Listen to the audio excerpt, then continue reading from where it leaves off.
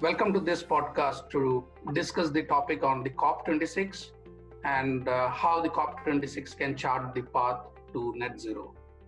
I'm Santhosh Jayaram, partner at KPMG in India, and I have with me my fellow partner Manpreet, who leads our climate change advisory services. This podcast is done in connection to our run-up to ENRich 2020. ENRich 2020 is our annual energy and natural resources conclave, which will be held on the 2nd and 3rd of December 2020. And the theme for this year is the net zero future. So my discussion today with Manpreet will focus on the role of COP26 in charting the pathway to net zero. Manpreet has been participating in most of the previous COPs and will be the right person for us to converse and understand how COP26 can shape the journey towards net zero.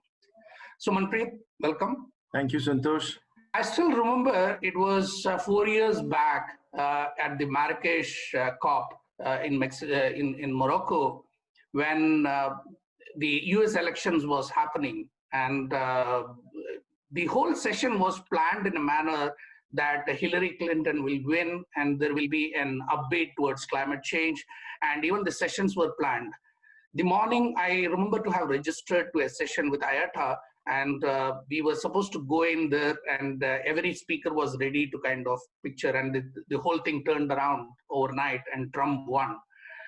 And today, I'm hearing the news of the reverse, and it might be very interesting to kind of have this discussion on a particular day after 4 years when the US elections have almost finished, and we have somebody who is going to protect, or who is going to kind of go back to the Paris Accord.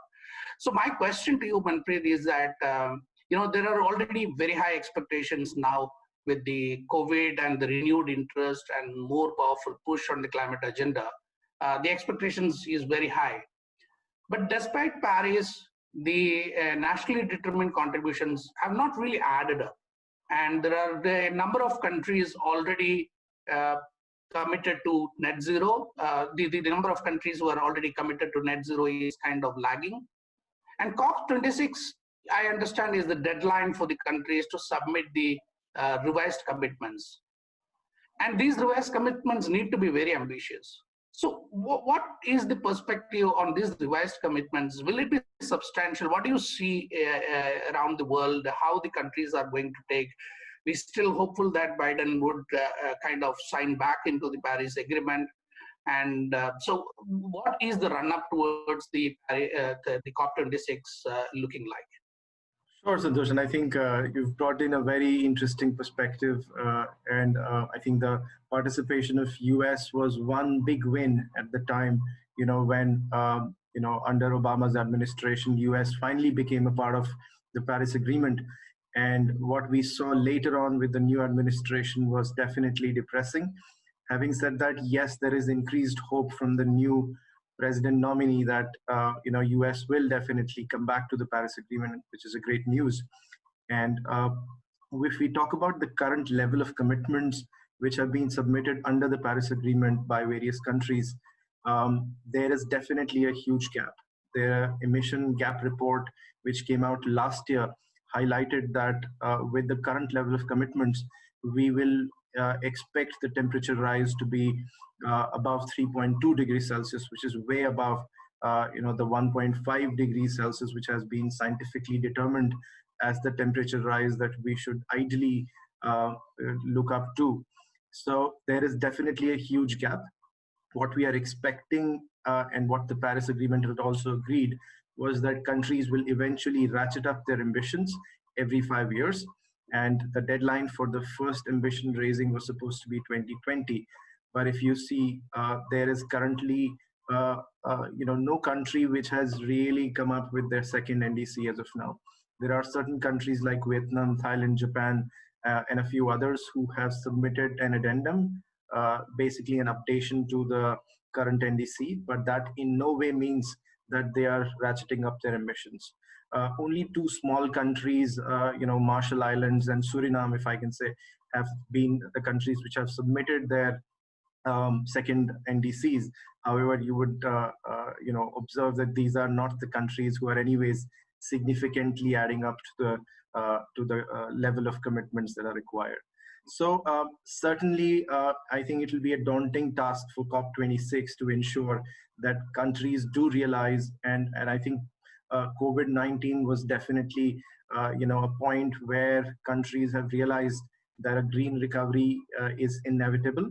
And since the countries are now looking at restarting their economies, I think it is the best time for countries to really look at how they can increase their ambition and also look at the global ambition alongside to ensure that we are able to transform and lead up to a pathway that leads to the emission reductions which are substantial and lead to a net and doesn't lead to changes in temperature beyond 1.5 degrees Celsius. Yeah, so one of the critical issues towards the net zero, and when we say net zero, this is going to be that there is still going to be some emissions and it need to be offset with something else. So the Article 6 has been a kind of a challenge in the previous COPs. It has been the point of discussion even in the last COP, but there has been no definitive agreement. I think it has been going from one COP to the other without a kind of a clear agreements. Do you think in this COP there will be some agreement? Because don't you think Article 6 is very important towards the net zero? Definitely, Santhosh. I mean, Article 6 was conceived to be a mechanism which provides flexibility for countries to enable cooperation. And when you do enable cooperation, it is supposed to ensure that you are able to cost effectively reduce emissions. So what has been realized even in the Kyoto regime was that it is very difficult for developed countries to reduce emissions in their own countries because it is very expensive to do so. And what Article 6 brings in once again is an opportunity for countries to collaborate and cooperate to reduce emissions. And therefore, Article 6 has both market and non-market mechanisms that can actually lead to substantial emission reductions while providing incentives to some and also providing cost-effective pathways to reduce emissions. Having said that, even in the last COP, the problem has been, the previous regime, which led to, a number of carbon credits, which were from the previous regime, which have been unsold. And many countries thereby want that, those unsold emission reductions to be also a part of the new regime, which is opposed by some, and there are some countries which still want those emission reductions to be used. Having said that, again, there are countries which seek that any new mechanisms should not be based on any of the previous regimes. However, learnings definitely should be brought out. And there are still issues such as double counting and others, which needs to be agreed by the countries, at a global level. So I think, again, it will be a task for the UK, which is the COP26 presidency, to ensure by engaging with various stakeholders to the run up to COP, by making sure on how agreements can be made, to the points of contention on why Article 6 could not be agreed in the last COP. So definitely there are learnings. We know the reasons why the Article 6 could not get through. But definitely there are ways in which it can be ensured that these are taken care of. So with this extension of the COP26, which was supposed to happen, I think it was supposed to be next week or something. Yeah, so with this extension of almost about a year, do you think that there will be still more discussions which would happen before the COP, and there is a potential towards some agreements on the Article 6? Is that what you're hinting? Certainly, Santhosh. I mean, before every COP, there are a number of events and meetings that happen, which are at a number of times, these are planned by UNFCCC themselves. So a lot of negotiators already take part in these discussions.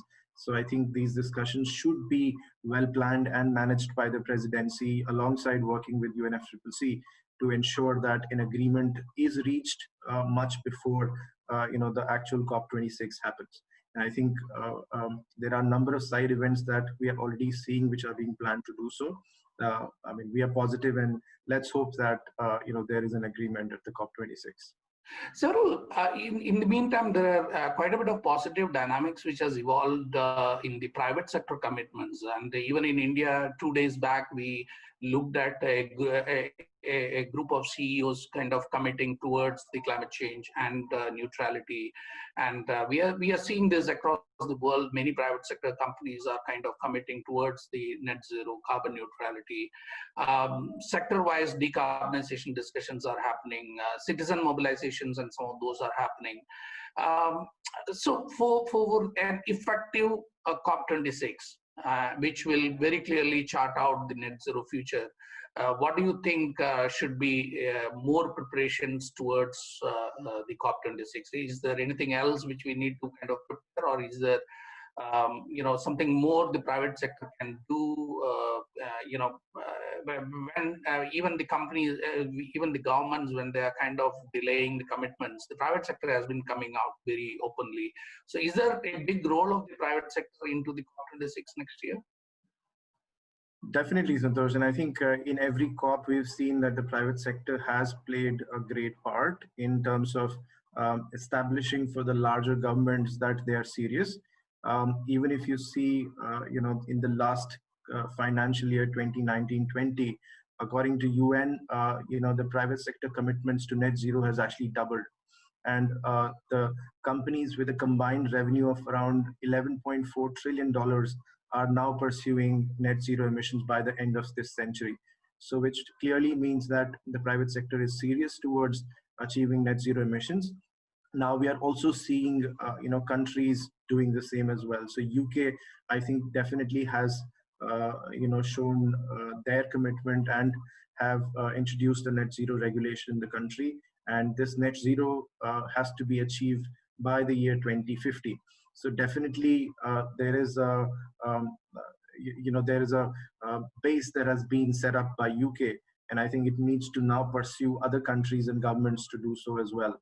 So as you rightly said, there is a huge citizen mobilization that is happening for from the larger public to ensure that countries and private sector takes action.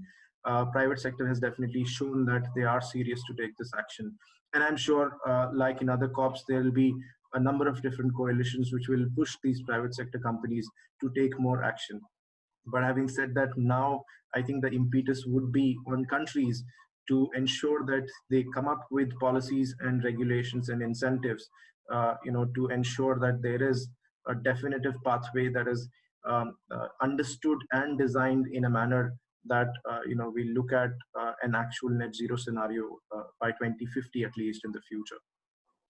Thank you, Manpreet, for your views, and we sincerely hope that the next COP, since we have some more time to prepare for it, and the impetus what COVID has provided and the kind of potential risk climate change can bring in, people are kind of realizing with all these things. Let's hope that it's going to be a landmark COP. Thank you all for listening to us. We really look forward to having you join us at the ENRich 2020. I will remind you, it's scheduled for the 2nd and 3rd December 2020. We have an international lineup of speakers to discuss more on the net zero future. Thank you for listening. Thank you very much.